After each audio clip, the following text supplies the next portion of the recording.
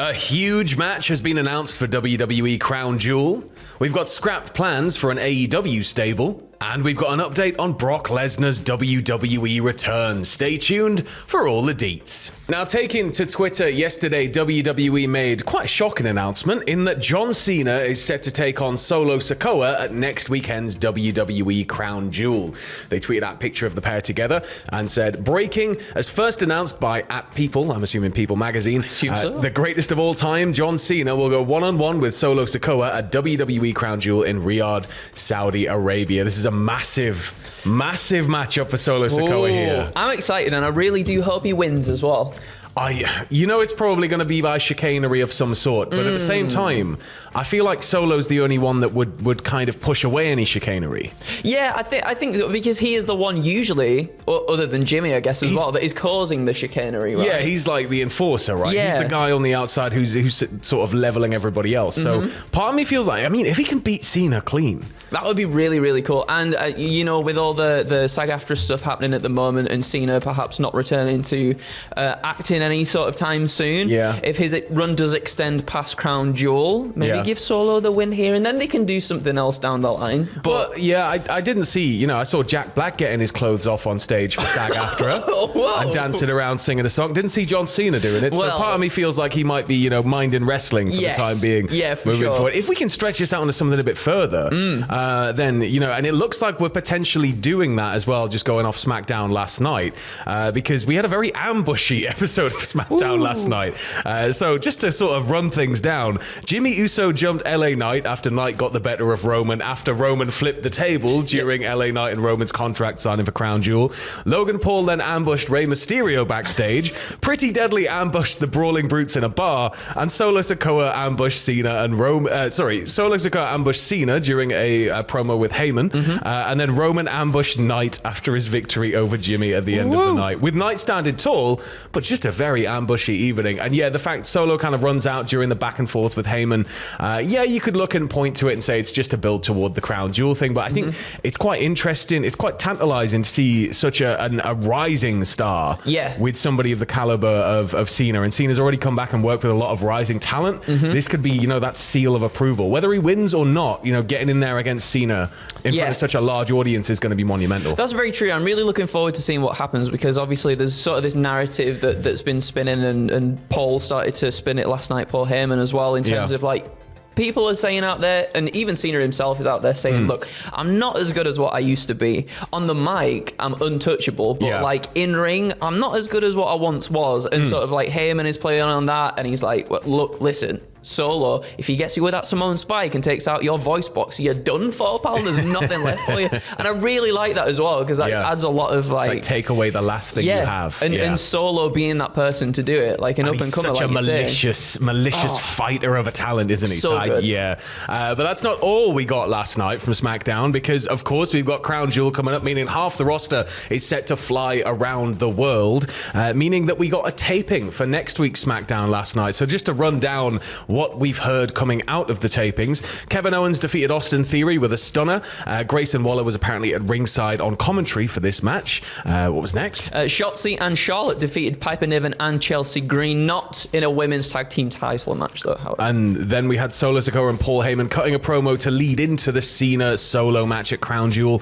Cena then appears and lays out Solo, again feeding more into it. Solo's gonna win, I'm telling you. Pretty Deadly and the Brawling Brutes had a Donnybrook match with Pretty Deadly picking up the win we saw this week. There was a little bit of a stuff in the bar that they had. Well, and they go in and they order a couple of pints, and then two lovely cocktails turn up, courtesy of the gents at the end of the bar. Yes, boy. And then they turn, and there's Pretty Deadly at the other end of the bar. I love this. I love Pretty Deadly. They're so good. They're class, aren't they?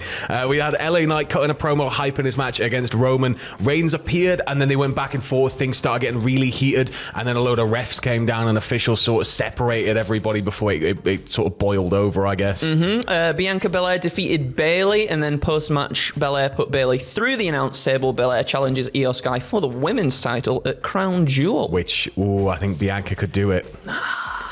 I don't know. I think have a lose and then have her get even more mad EST because she was mad EST last night. Yeah, that. So I reckon push it a bit more. Yeah, you could really stretch that out, couldn't you? There was apparently also a weigh-in segment advertised to the live audience for Ray and Logan Paul, but it wasn't done in front of the crowd. So this could either be a backstage thing. It could be something that, because they always fly out a few days before Crown Jewel. It'd be weird though to see them in Riyadh and then seeing SmackDown was taped, unless they just say it's a taped episode, I guess.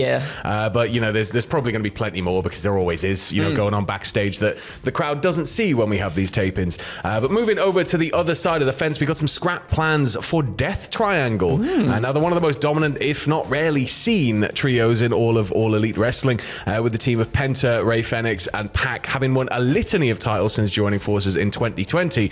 But at one point, there was a pitch for a potential fourth member to join the team, so it'd be Death Square, as former AEW talent Fuego del Sol revealed on YouTube. He said, in early 2022, I had a random match on Rampage with the House of Black. It was just supposed to be a one-time thing where me and Bear Country wrestled the House of Black because they needed some guys to beat that night. However, Malachi and Buddy saw the reaction that I was getting from the crowd and decided to prolong this because they were in a rivalry with the Death Triangle at the time. Phoenix had gotten hurt and they needed to kill some time until his return. So in the meantime, they thought they would feud with me to eventually set up the big return of Phoenix and the Death Triangle. And then I assume he'd feed into that. Yeah. I would have quite liked to have seen this because, Fuego del Sol, as much crowd reaction as he did get, it felt like, and he's tremendous in the ring as well. His promos are okay too. I think there was a lot to develop, but he actively showed that he wanted to develop and sort of finally get that it factor that would sort of solidify him more as a talent. I don't want to say to be reckoned with because he's not like a monster, but a talent to be taken a bit more seriously. Well, that's it. I think it was sort of everything was there, but it just felt like there wasn't that perfect alignment of stars with a storyline or something central.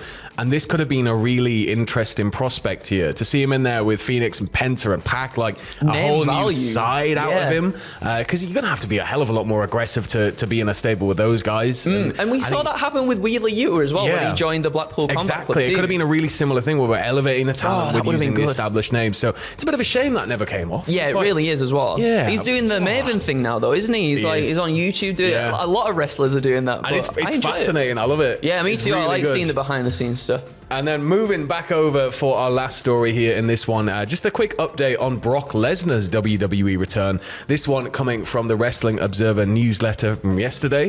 Brock Lesnar won't be back on WWE TV until the Royal Rumble in January. He turned face, of course, following his loss to Cody at this past year's SummerSlam and has not been seen since. According to the report, plans for Lesnar's return were decided months ago, and due to this, Crown Jewel will be the first Saudi Arabia show that he's missed since the deal with the country began. Ooh. So, a big Rumble return for Brock. Do you reckon they're going to have him in the Rumble?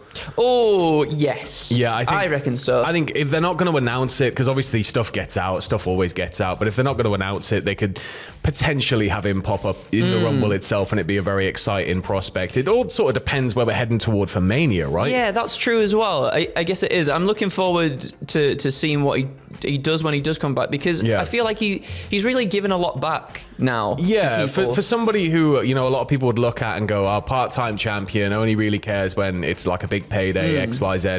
And then, especially when he was the title holder and just not present. Yeah. I think that did a lot to kind of sway people against Brock, but seeing him return, and Cowboy Brock especially has been so a revelation. Everything with the digger where he's lifting the ring up and everything. Amazing. Just absolutely class. So I'm keen to see what Brock's going to do when he comes back, but I'm kind of worried because Brock only really cares about the big titles. Yeah. So, I'm sitting here going, finish the story, Codester. Go on, do it. You say, well, that's the thing. He did the stuff with Cody Rhodes and put Cody over as well, which was really cool. I wonder if it's a similar thing. Because he got injured, obviously. Yeah. And that all kind of changed last second. Maybe if Brock does come back at the Rumble, he's in the Rumble match itself, and he's against somebody who, is maybe one of our favourites to win it this year. And maybe he's a bit of Brock is like the stumbling block to that person, and they finally managed to get him out, and maybe maybe carry something on from Are you there. teasing me some LA Knight Brock goodness? I'm teasing. I want some Gunter Brock goodness. That's Gunter what I Brock. want. Yeah, Yes, man, please. that'd be insane.